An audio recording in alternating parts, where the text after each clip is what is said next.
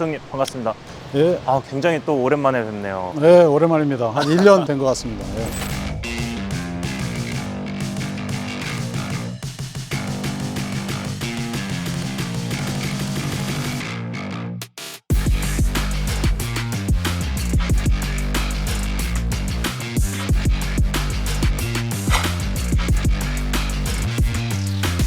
그 미리수가 낮은 이렇게 20mm가 갖는 장점 또한 있습니다. 그리고 우리 라고 하죠. 항공기를 갖다가 이거 좋습니다, 좋습니다 하고 얘기하고 나면 나중에 보면 이제 회사 사람이니까 회사 물건 좋다고 얘기하는 거 아니냐 이런.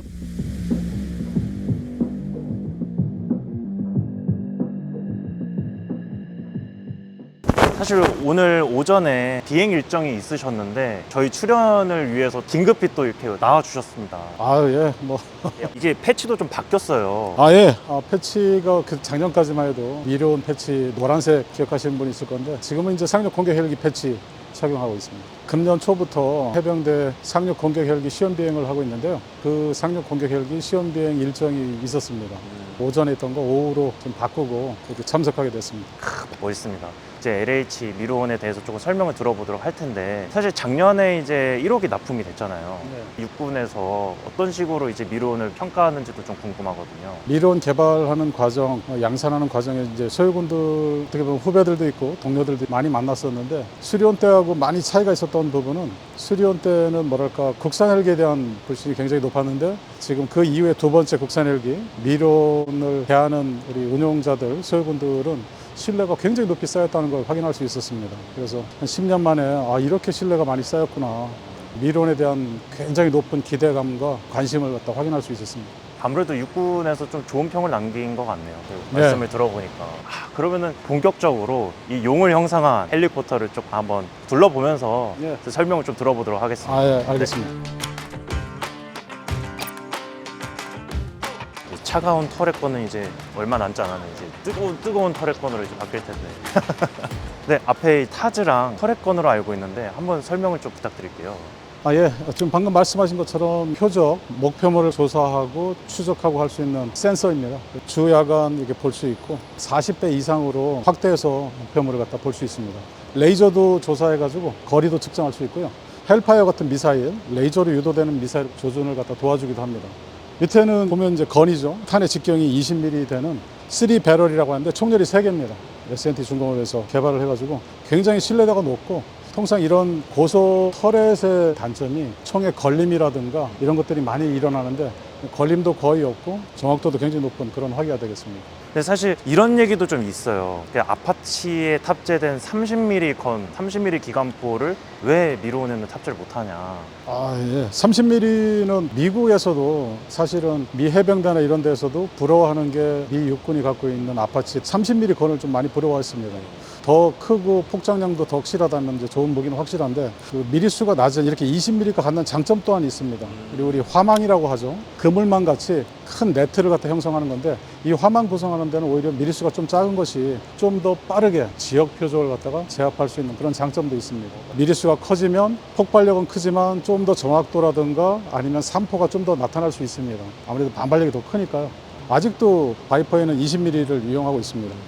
그거 발맞춰서 우리나라 이제 국산 헬기에도 20mm를 갖다 적용을 하게 된 그런 사례가 되겠습니다. 어쨌든 뭐 무유도 로켓, 미슬 이런 것들이 장착되니까 멀리 있는 적은 저걸로 제압을 하고 가까이 있는 표적을 20mm 건으로 제압을 한다. 이런 식으로 이해해도 될까요? 예, 특히 우리나라 같이 이제 산악 지형이라든가 이제 수풀이 많이 우거져 있는 이런 지역에서 적이 정확하게 어디 있는지 잘 모를 때 대략 이 정도 지역이다 했을 때 급하게 그쪽 지역에다 화망을 구성하는 넓은 지역을 갖다가 쭉 제압할 수 있는 그런 화기로는 오히려 20mm가 더 적절할 것 같습니다. 이게 좀 해결이 된 것 같습니다. 그럼 또 댓글 또 그렇게 달릴 것 같은데 이거 한번 자기 헬기라고 또 좋은 점만 얘기하는 것 같다 또. 뭐 이거는 좀 해결이 된 걸로.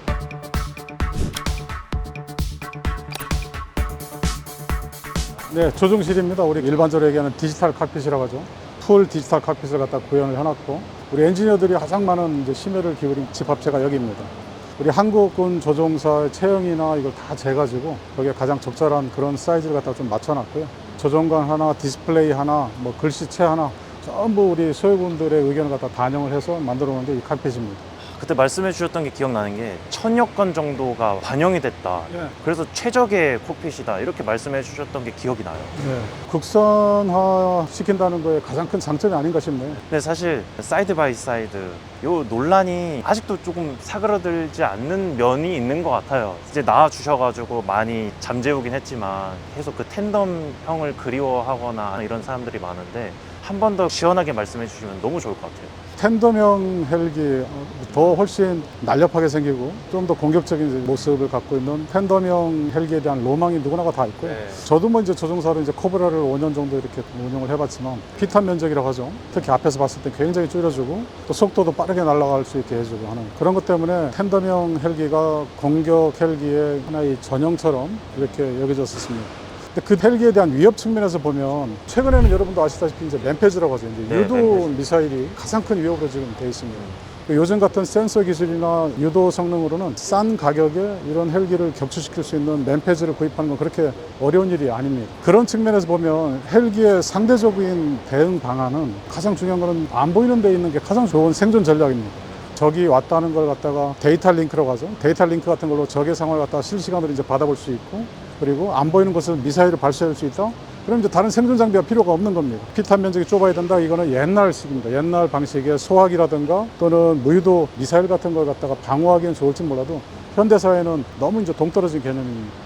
요즘 미국에서 차세대 헬기라고 이제 개발하는 뭐 이런 헬기들 갖다 봐더라도 사이드 바이 사이드가 더 많은 이유도 그겁니다. 그때도 말씀해 주셨던 게 아덱스 때 시범 비행을 하셨을 때 여기 밑에가 좀 잘 보여서 뭐 착륙하거나 이륙하거나 할 때 굉장히 편했다고 말씀을 해주셨던 것 같아요. 어쨌든 빠르게 고속으로 기동을 하는 거고 직진성이 강한 플랫폼이지 않습니까? 그래서 앞쪽을 바라보는데 보시다시피 우리 이 계기 판넬이라고 하는데 계기 판넬 밑으로는 다 시야가 확보가 됩니다. 측방으로는 여기 보시다시피 이제 측방 패널이 이렇게 글래스가 있고 밑에 보면 침버블이라고 합니다. 우리 밑에 좌하단 또는 우하단을 갖다가 자기 무릎 밑을 통해서 볼 수도 있습니다. 제한된 공간에 착륙을 하거나 이륙을 하거나 할 때 굉장히 유용하게 쓰는 유리창이 이쪽입니다. 기동을 크게 할 때 특히 자세계나 이런 걸 보는 게 아니라 계속 바깥을 봐야 되는데 오버헤드 쪽에 있는 글래스라든가 특히 옆쪽에 뚫려있는 이런 글래스들이 조종사한테 계속 자세 정보를 주고 있고 계속 항공기의 상태 정보를 주고 있는 겁니다. 이런 요소들이 항공기 시야각에 굉장히 중요한 요소를 갖다 하고 있습니다. 사실은 그 사이드 바이 사이드라는 그 인식이 요 앞에 부분만 생각을 하시는 것 같은데 위에도 이제 뚫려 있고 밑에도 뚫려 있다는 점에서 시야각이 굉장히 많은 확보가 되고 있다. 그래서 기동력도 충분히 낼 수 있다. 이런 지점도 많이 알아주셨으면 하네요. 네. 보시면 이 중간 부분이 이제 엔진입니다. 엔진 왼쪽 하나, 오른쪽 하나 해서 총 2개의 엔진이 달려 있고요. 여기 보시면은 필터가 좀 쓰여져 있습니다. 그 모래먼지 필터, 우리 차에서 쓰는 거랑 유사한 건데 바깥에 있는 이 프레임 같은 경우는 이 중요한 부위에 만약에 조류가 충돌하게 되면 위험하다 보니까 조류 충돌을 갖다가 시험을 해서 추가로 좀 덧붙인 그런 프레임이 되겠습니다. 엔진 같은 경우는 프랑스의 사프란사에서 이제 수입을 해서 장착을 했는데 엔진 자체도 우리가 국산을 시키면 더 좋겠지만 아직까지는 현재 진행형이고요. 헬기에서는 엔진 자체뿐만 아니라 엔진을 갖다가 이렇게 장착시키는 것 자체가 굉장히 난이도가 높고 기술력이 필요한 시험입니다. 전에 말씀해 주셨던 게 캐나다 옐로우나이프에서 소킹 시험이라고 하죠. 그 이후로 혹시 더 진행됐었던 극한의 시험들은 없었나요? 캐나다 얘기하니까 요구도는 영하 32도였었는데 네. 실제로 이제 가장 춥게 날아봤던 날은 영하 39도였었습니다. 엔진 시동도 당연히 첫날부터 잘 걸리질 않았었습니다. 그래서 굉장히 좀 난관이 많았었는데 그때 이제 모든 게 다 온다고 했죠. 볼펜도 안 나오고 카메라도 꺼지고. 와, 극한이네요, 진짜. 네, 에피소드가 사실 뭐 굉장히 많았었는데 아무튼 그 뒤에 두바이 에어쇼 활주로가 40도, 50도까지 올라가는 그런 온도에서도 비행을 좀 했었습니다. 이제 극한을 다 다닌 이제 헬기라고 할 수 있죠. 조금 재밌는 질문이긴 한데 헬기에 히터 좀 나오나요? 히터 잘 나옵니다. 히터. 네, 가장 추운 날 파워를 많이 쓰고 있다 하더라도 몇 도 이상의 온도를 갖다 유지를 해줘야 된다라는 요도가 있어가지고 그것도 입증 시험을 합니다. 뭐 에어컨이 나오고 이런 것도. 에어컨은 장착은 안 돼 있고 아, 히터만 돼 있군요. 이걸 여기 캐빈을 또 하나를 내가 한번 말씀드리겠습니다. 찍어도 되나요? 뒤에 캐빈은 기본적으로 20mm 건 탄약을 갖다가 이제 보관을 할 수 있는 장소로 쓰고 있습니다. LH나 수리온 같은 헬기의 가장 큰 장점이라고 할 수 있는 게 캐빈의 이 공간에 대한 유연성을 갖다가 확보를 하고 있다는 겁니다. 지난 3세대 헬기까지는 이 헬기 수명주기 40년, 50년 동안 그 헬기 형태 그대로 사용을 할 수밖에 없었는데요. 4세대 헬기부터는 아마 그렇지 않을 것이다. 바깥에 이제 센서라든가 무장이라든가 이 발전되는 걸 갖다가 즉각적으로 이 플랫폼에 적용을 할 수 있어야 되고, 그걸 이제 우리는 이제 유연성이라고 했는데, 그 유연성을 갖고 있는 게 바로 이 LH고, 그리고 이제 수리온 타입입니다. 이 뒷공간에 멈티라고 하죠. 무인기 같은 거 갖다 여기서 운용을 할 수도 있고, 기술에 발전되는 걸 즉각 수용할 수 있는 그런 공간이 바로 이 캐빈 공간이라고 저는 생각을 합니다. 건장한 성인 남성 기준으로 몇 명까지 들어갈 수 있는 공간인 거예요? 후방에 뭐 5명도 탑승을 시킬 수 있고요. 예, 만약에 더 개성하면 그 이상도 아마 탑승을 시킬 수 있을 겁니다. 제가 언젠가 그 영상을 본 것 같은데 이 내부에서 임무 장비와 함께 사람이 그 무인기를 통제하는 그런 그림도 본 것 같거든요. 그렇습니다. 예. 충분히 그렇게 할 수도 있고, 수입 헬기들 같은 경우는 우리가 그렇게 임의로 개조를 한다거나 새로운 걸 적용을 시키는데 굉장히 제한이 돼가지고 거의 불가능한 건데, 국산 헬기의 장점은 뭐 가장 큰 게 그때 기술 발전에 따라서 얼마든지 이제 적용을 할 수가 있는 거죠. 자, 이제 헬기의 후미까지 왔는데 이게 페네스트론 형상이라고 하나요? 페네스트론이라고 하는 것은 이제 작은 창이라는 어원을 갖고 있습니다. 기본적인 테일 로터를 갖고 있는 것들이 지상에서 취급하는 인원들한테 항상 좀 위협적인 존재로 되어 있었는데, 첫 번째 페네스트론, 이제 덕트죠. 덕트 스타일을 이렇게 개발해 놓음으로써 근접한 인원들의 안전을 갖다 보장을 해주는 그런 역할을 좀 했습니다. 두 번째, 이렇게 보호막 같이 이렇게 틀이 이렇게 막혀 있으면 만약에 헬기가 이렇게 회전을 하더라도 주위에 뭐 작은 수목이라든가 잡풀 같은 게 있다 하더라도 어느 정도 이제 막아줄 수 있는 그런 역할도 좀 해주고 있습니다. 아, 우리나라 그 산악 지형에 맞는. 예, 산악에서 좁은 지역에서 선회라든가 이런 거 할 때도 테일로타를 갖다가 보호해 줄 수 있는 그런 역할을 하고 있습니다. 헬기에도 비행기에도 다 그런 안정화 역할을 해주는 그런 구성품들이 있습니다. 여기 보면 이제 수평 안정판이라고 하는 것도 있고 수직 안정판이라고 하는 것도 있는데, 수직 안정판이 다른 헬기 이 기체 사이즈에 비해서 굉장히 큽니다. 네. 굉장히 크고 또 옆으로 이렇게 좀 휘어져 있습니다. 옆으로 휘어져 있어가지고 이 가장 취약한 테일 로터가 손상을 입거나 또는 여기에 새가 부딪혀갖고 이 테일 로터가 블레이드가 부러졌다 하더라도 성능을 갖다 보장을 해주는 게 이 수직 안정판의 역할입니다. 중요한 역할을 하고 있는 거네요. 네, 그렇습니다.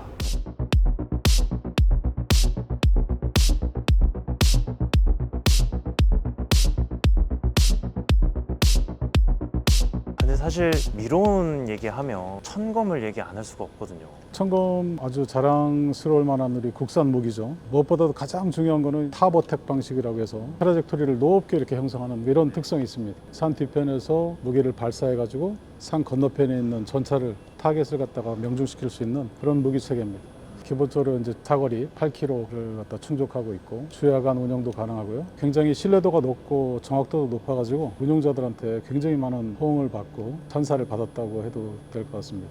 수장님께서도 어쨌든 천검을 싸웠습니다. 원래는 저는 라켓하고 건이 주책이었고 천검 미사일은 아니었는데 한 4발 정도 쏴볼 기회가 있어가지고 그때 한번 참여를 했었습니다. 그 후기 좀. 미론이 어느 정도 성숙도를 갖추고 한 1년 정도 비행했을 때 처음으로 천검을 갖다가 여기서 시험을 했는데, 단계별로 처음에는 나가기만 하는 것만도 이제 시험을 하고, 그 다음에 좀 높이 올라가는 거 시험, 그다음에 C커라고 하죠. 이제 C커 성능도 따로 별도로 시험하고, 최종적으로 이제 그게 1년, 2년 지나면서 수십 발을 쏴보면서 성숙도가 조금씩 높아지는 그런 단계를 거치고 있었습니다. 그래서 이제 마지막 단계에서 이제 우리가 락언 애프터 런치라고 하는 그런 이제 기술적인 용어를 쓰는데, 일단 쏘고 나서 나중에 락언을 하는 겁니다. 산 뒤에서 일단 건너편에 예를 들어 적 탱크가 나타났다 이러면은 일단 쏘고 나서 미사일이 공중으로 이제 올라가고 내려가면서 이제 카메라가 켜집니다. 카메라에서 이제 저걸 갖다 잡게 되면 이 탱크가 내가 원하는 탱크야라고 조종사는 락언만 하면 됩니다. 디지털 칵핏을 통해 가지고 전자 게임 하듯이 이렇게 락언을 하게 되면 이 미사일은 자동으로 추적해서 목표를 명중시키는 그런 시스템이 되겠습니다. 그 전에 토 미사일을 여러 발 이제 쏴볼 수 있었는데, 군에서 있을 때 그 미사일만 쏘다가 이 천검이라는 미사일 쏴보니까 감히 비교할 수 없을 정도로 자동화도 돼 있고 표적을 갖다가 잡고 조준하고 유도하고 명중시키는 이런 시퀀스 전체가 굉장히 많이 기술적 성숙도가 올라갔다, 이런 걸 느꼈습니다. 천검을 좀 말씀해 주셔가지고, 사실 이제 전장 상황에서는 데이터 링크라던가 이런 상호 간의 데이터 이제 교류 이런 것들이 좀 중요시 되고 있잖아요. 그 육군 전술 데이터 링크, 뭐 한국형 합동 전술 데이터 링크, 뭐 이런 것도 같이 이제 장착이 돼서 K9 자주포나 뭐 천무 이런 거랑도 합동으로 이 전력을 준비할 수 있다. 이런 식으로 얘기가 되고 있는 것 같거든요. 제가 이제 그 시험을 담당하지 않아서 좀 틀릴 수도 있겠습니다만 현대 전장에서 중요한 거는 각 무기 시스템 간, 육해 공군 간 정보를 서로 나누는 게 굉장히 중요한 역할을 하고 있습니다. 미국이 주도하고 있는 그런 데이터 링크 시스템이 있고요. 우리는 이제 링크 K라고 해가지고 좀 전에 말씀하신 육해 공군 무기 시스템 간 그런 적에 대한 정보를 암호화시켜서 공유를 갖다 하는 그런 데이터 링크 시스템입니다. 그 시험은 이제 나중에 지금 하고 있습니다. 지금 하고 있고 JTDLS라는 사업을 지금 진행을 하고 있습니다. 사실 이게 미론이 어쨌든 이제 양산이 진행 중이잖아요. 그 개발 과정에서 굉장히 어려운 점이 있었을 것 같아요. 많이들 물어왔었는데 가장 어려웠던 점이 뭐냐 하면 항공기를 갖다가 아 이거 좋습니다 하고 얘기하고 나면 나중에 보면 이제 회사 사람이니까 회사 물건 좋다고 얘기하는 거 아니냐 이런 그런 말씀하시는 분 설득하는 게 가장 어려운 것 같습니다. 무엇보다도 이제 개발할 때 시험 비행 조종사는 항공기 끝단을 갖다 다 비행을 합니다. 아까 전에 말씀드렸던 추웠던 환경, 더웠던 환경 그런 거 말고도 가장 빠른 속도 뭐 이런 것들을 전부 비행을 하게 되는데 이런 끝단을 가면서 굉장히 항공기하고 유대감도 쌓이고 신뢰감도 같이 이렇게 쌓이는 것 같습니다. 인터뷰를 통해서 그런 걸 좀 같이 공유하고 나누고자 하는 말씀이지 좋지 않은 것 같다 좋다 이렇게 말씀드리는 것도 아니고 계속해서 이렇게 아껴주고 사랑을 해주고 성원해주면 좋은 무기 체계로 국민들의 평화와 안전을 갖다 지켜줄 수 있는 그런 시스템이 되지 않을까 그렇게 생각합니다. 모든 국민 여러분들의 사랑을 받을 걸로 전혀 의심치 않고요. 계속해서 훌륭한 대한민국의 국방을 책임져줄 그런 무기 체계로 자리매김할 걸로 믿어 의심치 않습니다.